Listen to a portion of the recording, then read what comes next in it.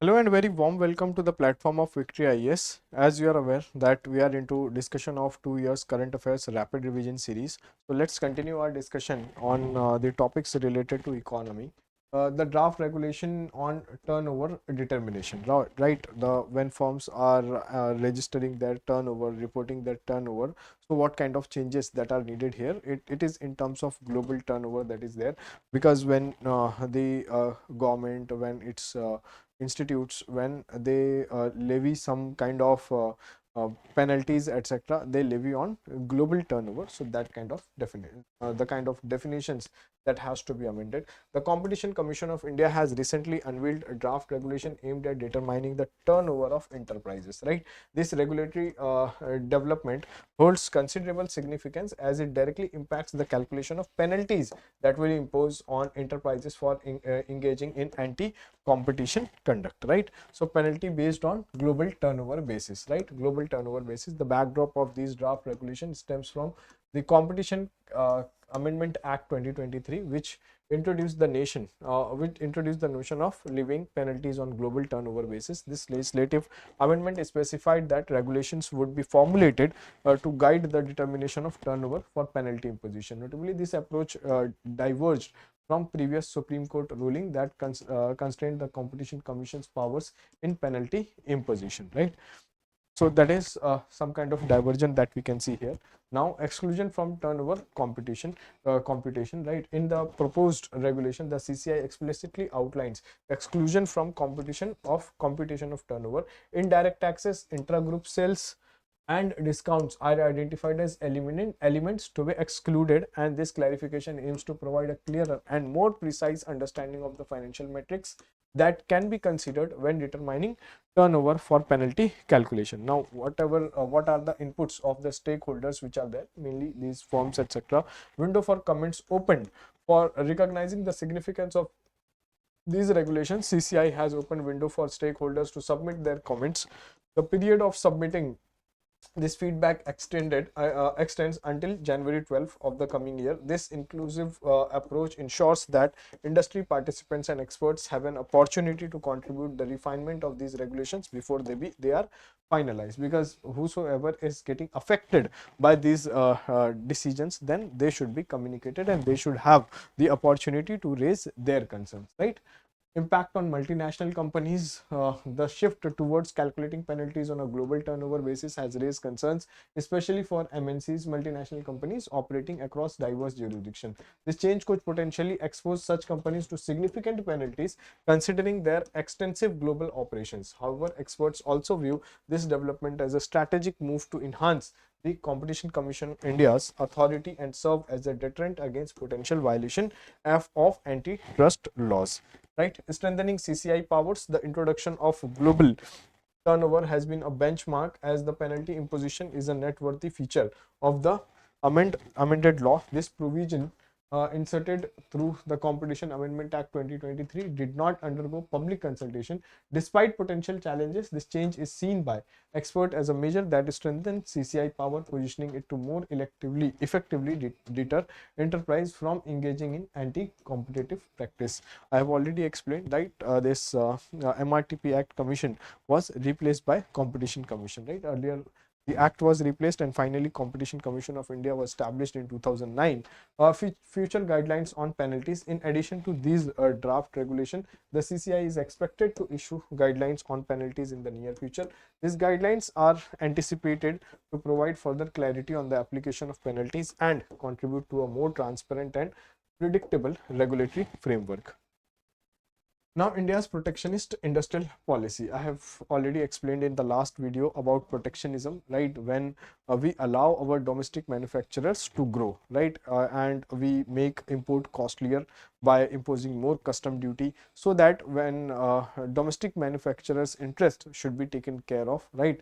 And what will happen if we impose more custom duty, more import taxes on the imported commodity? It will become costlier, and our domestic manufacturer will have advantage to sell more and more, right?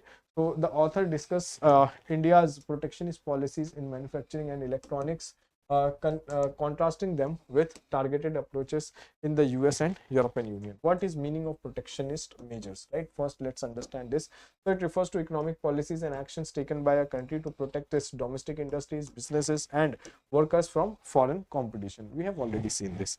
These measures can include tariffs, quotas, subsidies, and other barriers that make imported goods more expensive or difficult to access, thereby promoting domestic production and consumption. The goal is to shield domestic industries from foreign competition and support local economic growth.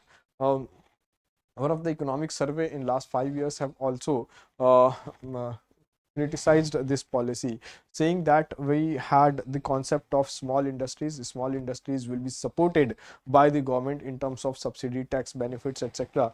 And economic survey told that these small industries remain small for 30 years, more than 30 years even, right? Why they remain small? Because once they will become big, they will lose these kind of benefits, subsidies, etc. that they are receiving from the government. That is known as dwarf industries kind of term economic survey used in this regard. Issues with India's protectionist measure. Number one, high tariff, right? We impose high tariff when it comes to protecting our domestic manufacturers. Import restrictions and high tariff on electronic goods like laptops and tablets make tariff the highest among competing economies. Broad protectionism, if we talk about protective measures spanning 14 sectors, some lacking a clear strategic basis, example textile, food processing, etc.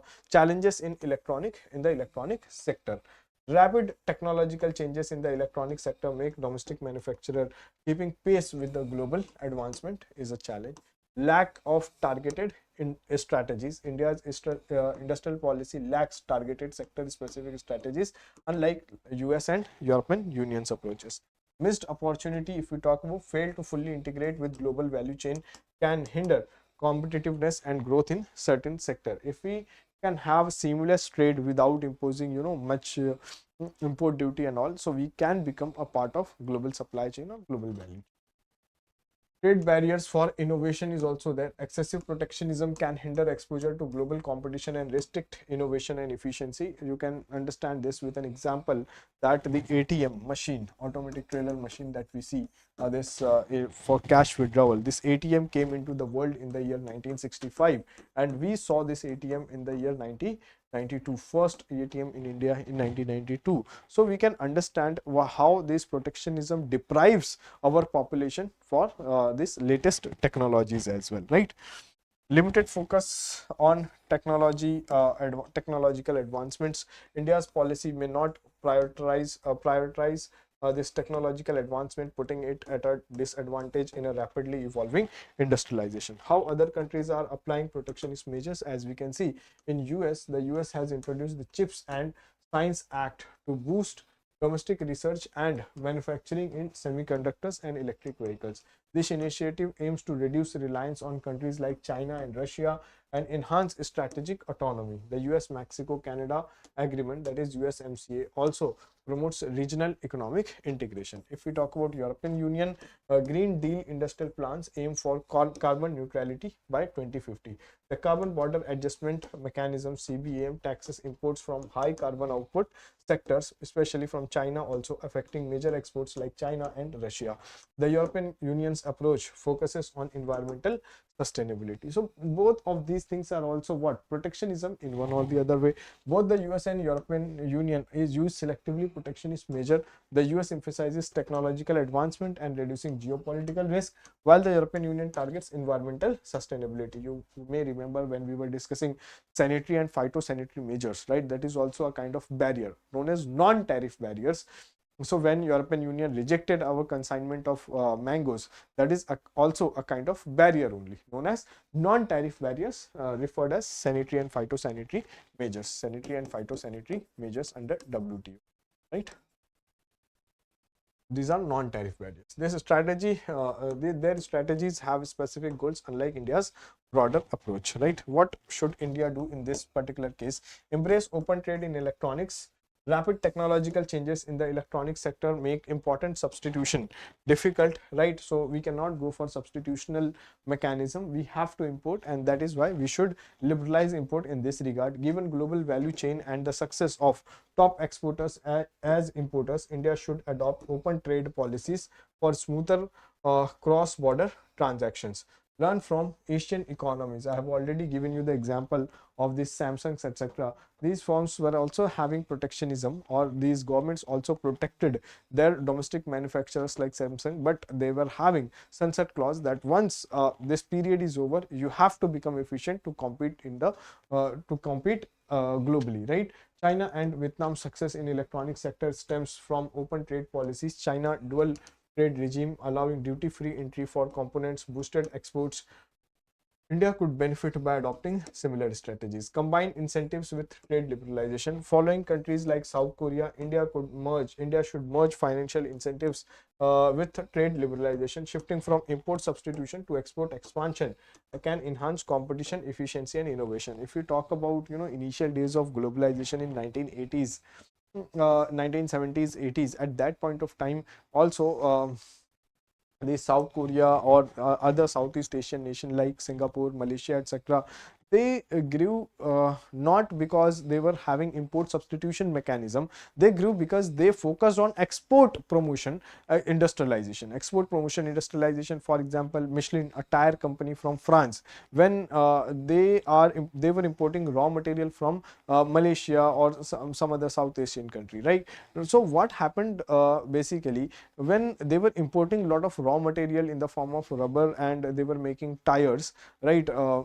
What they thought that when we can establish our manufacturing unit in Malaysia directly, and we will be having access to raw materials there, we will not be having to pay the import duty that we are paying while importing raw material, and we can manufacture tires there. We will be having access to cheap labors, so that we can export at we can manufacture our product at less cost, and then we can export it globally. What we are doing from France, we can directly do from Malaysia, that kind of thing. And hence these countries also grow with respect to import or with the policy of export promotion and not the policy of import substitution, right? The Department of Promotion of Industry and Internal Trade, that is DPIIT, Ministry of Commerce Industry, is working on a new industrial policy. This will be the third industrial policy after 1956 and 91, which is likely to replace 91 policy, which was prepared against the backdrop of the balance of payment crisis that happened in 1991, also known as economic crisis of 1991, right? Now, one more topic we can discuss related to Indian government tightening disclosure rules for limited liability partnership, right? With respect to registration of a partner under limited liability partnership, the Indian government has implemented stricter disclosure rules of limited liability partnership, that is LLPs, mandating the maintenance of register of a partner that includes details of their beneficial interest and contributions, both tangible as well as intangible. Now this new regulatory framework gives some days, so the LLP third amendment rules 2023 issued by the Ministry of Corporate Affairs, sometimes only in prelims, if you remember that under which ministry it is there, so you can answer the question, came into effect on October 28, 2023. According to this rule, even newly established LLPs must maintain a register of partners at their registered office within 30 days of incorporation, right? So this is rule promoting transparency. This regulatory shift aims to enhance transparency in the operation of LLPs in India, particularly as there has been a surge in incorporation of companies and partnership firms in the current fiscal year. Now, what should be there in the register?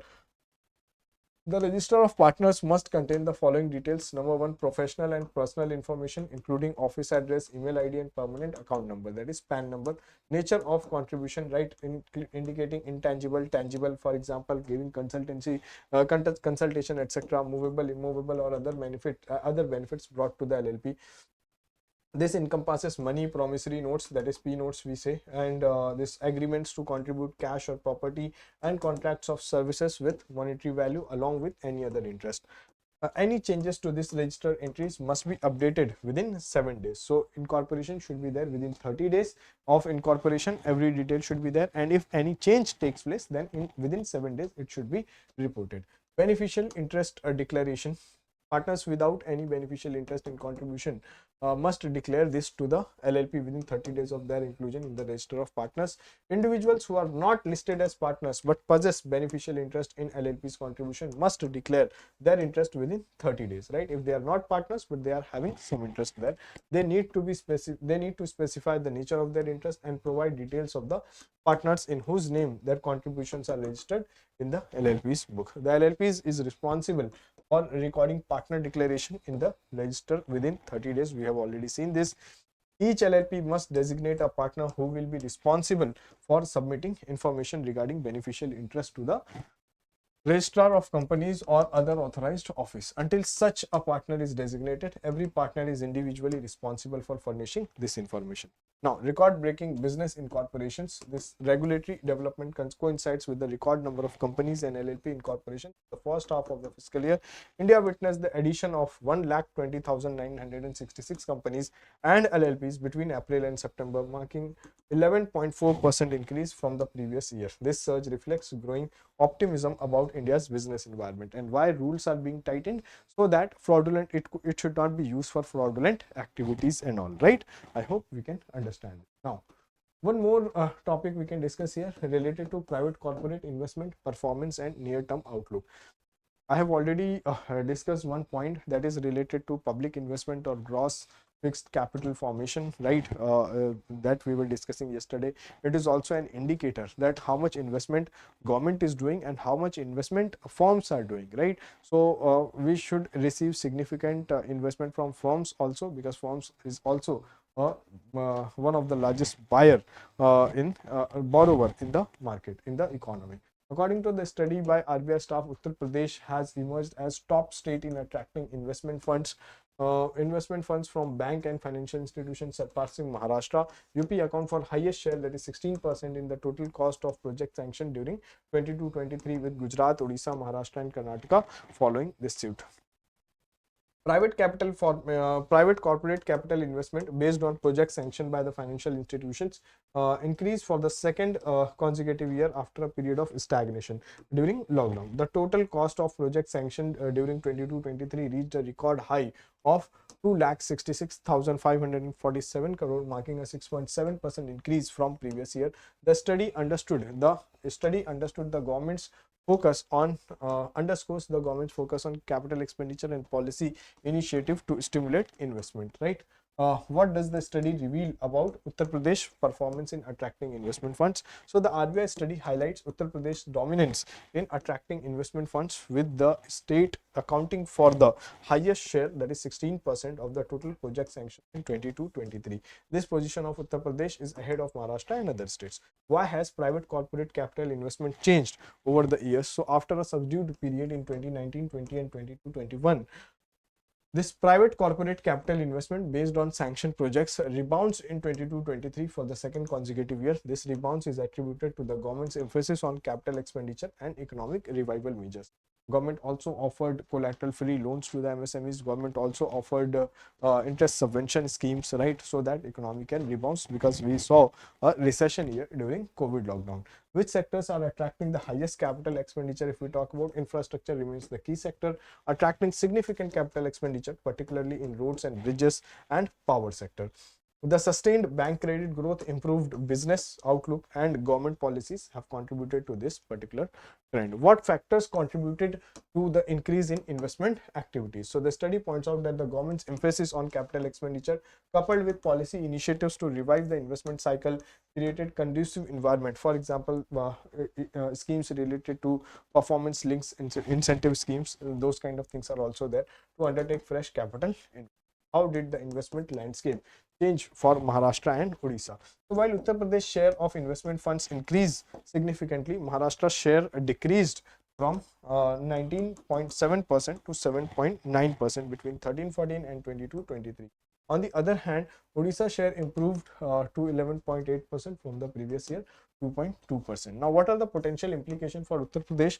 Growing dominance in attracting investments. If we talk about Uttar Pradesh emerge as key investment destination, would contribute to the state's economic growth, create employment opportunities as large people migrate in search of employment opportunities, and stimulate overall development. However, challenges such as infrastructure development and effective utilization of funds need to be addressed for sustainable growth, right? If we talk about receiving investment, that is fine, but how that investment is being materialized, is being utilized, whether it is in efficient way or some issues are there, right? Now, Neena Singh became first woman chief of industrial security force. Senior industrial police services officer Neena Singh took charge as director general of central industrial security force recently, CISF, right? She became the first woman to head the specialized security organization in the 30th CISF director general, right? If we talk about her career highlights, high achieving 1989 batch officer from the Rajasthan cadre.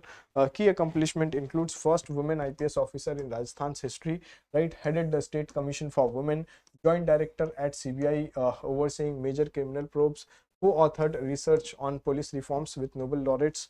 Her illustration 34-year tenure has imparted extensive policing expertise across domains. She holds master degrees from JNU and Harvard.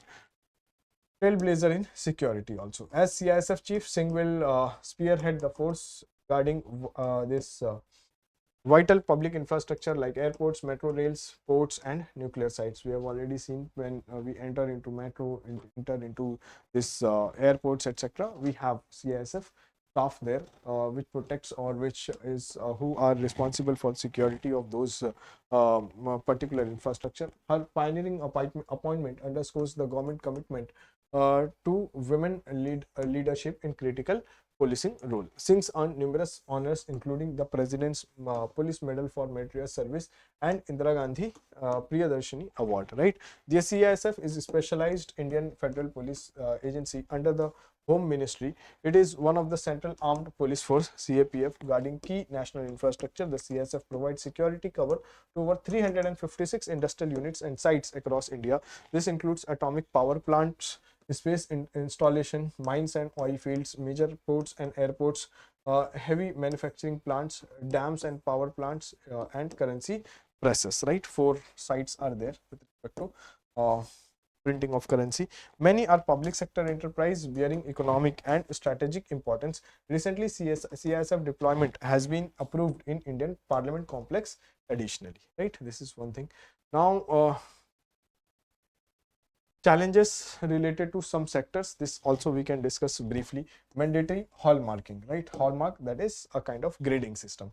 The third phase of mandatory hallmark in India, starting from September 8, 2023, will include an additional 55 districts, bringing the total number of districts covered under this system to 343. Hallmarking is like quality stamp of jewelry and precious metal items. It tells you how pure the gold metal is. The principal objective of the hallmarking scheme are to protect the public against adulteration and to obligate manufacturers to maintain legal standard of fineness, right?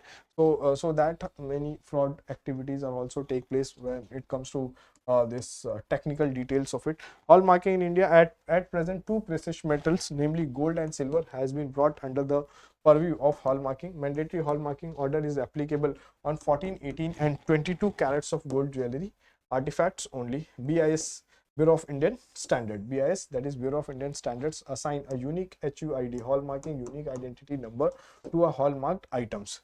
Consumer can verify the authenticity of hallmarked items using the verify HUID feature in the BSI Care app. Now, what is this hallmarking scheme altogether? I hope we have already understood this from the details. Under the hallmarking scheme of Bureau of Indian Standards, we as jewelry are registered for selling hallmark jewelry and recognized testing and hallmarking centers. Mandatory hallmarking of gold jewelry, that is mandatory hallmarking of gold jewelry, has come into force from June 2021. In the first phase, mandatory hallmarking was implemented in 256 districts of the country with effect from the 23rd June 2021, and the second phase additional 32 districts were covered. Now, aim of the scheme is to protect consumer against victimization due to irregular gold or silver quantity that we have observed, develop India as a leading gold market, center in the world and develop export competitiveness. So that for that particular purpose, to export and become a global market, we have to be very cautious about the kind of quality that we are providing, and for that matter standardization is needed. So hallmarking is a kind of step towards standardization of product, right? One more topic we can discuss here about company limited by guarantee. The YREF company limited by guarantee received a subsidiary of rupees 2 crore through National Dairy Development Board.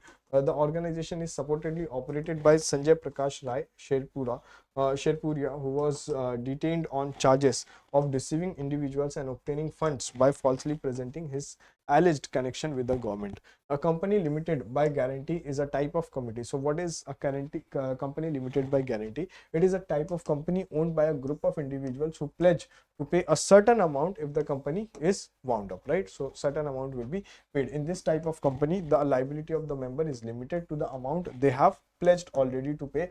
Their entire assets cannot be linked when it comes to this recovering those amounts. This means that if the company becomes insolvent or is closed down, the members are only liable to pay the amount that they pledged and nothing more. This type of company is commonly used for non-profit and charitable organizations where any profit earned are reinvested into the business. So they are not having any profit per se, because whatever profit they have earned, they are again reinvesting it into the business or the kind of activity that they are doing. Not for profit or charitable company or the company limited by guarantee is referred to as non-profit or charitable company. This is because their its purpose is to serve a social cause and not generate profit for the members. The company's primary objective is to serve a particular cause, such as maybe education, healthcare, social welfare, and any profit earned are reinvested again to the business. It often enjoys certain tax benefits and exemption from the certain regulation. Now, members as guarantors, their members are acting as guarantors. So company limited by guarantee, the members act as guarantors. This means that they pledge to pay certain amount in the event of company being wound up or becoming insolvent. However, the members do not own any shares in the company and they are not entitled to any profit or dividend. So they will not be receiving profit or dividend, but if company become insolvent, then they will be pledging certain amount to pay for this, right? So this is it. We will stop here for today, and stay tuned to Victory IAS YouTube channel to receive more information on current affairs related to prelims 2026. Thank you very much. Take care. Bye bye.